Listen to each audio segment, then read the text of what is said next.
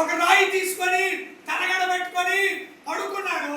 ఆ రాత్రి కలలో ఆకాశము నుండి ఒక నిచ్చెన వేయబడి దాని మీద దేవుని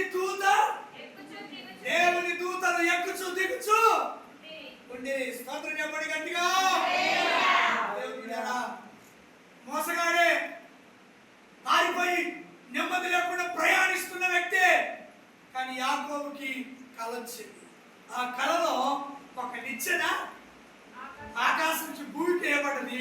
దేవదూతలు ఎక్కుచు దిగుచు ఉన్నారు.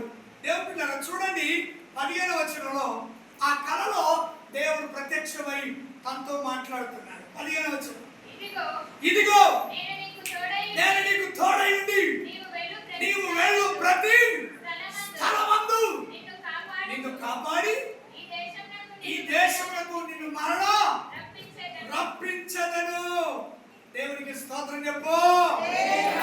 యాకోబు ఆరిపోయిన స్థితిలో ఉన్నా, మోసం చేసిన స్థితిలో ఉన్నా, ఇంటున్నారా, చీకటి తనను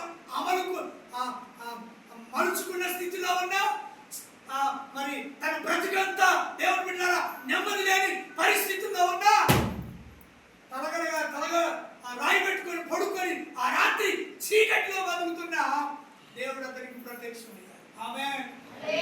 చాలాసార్లు ఏమనుకుంటానంటే అయిపోయింది ఆడి పని. చెప్పో, అయిపోయింది ఆడి పని, అయిపోయింది. దేవుడు బిడ్డలారా, దేవుడు చేయి విడిచిపెట్టే దేవుడు.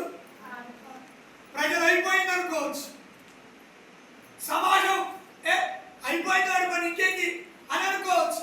తోబుట్టులు కావచ్చు, బంధువులు కావచ్చు, రక్త సంబంధులు కావచ్చు, నీతో ఉన్న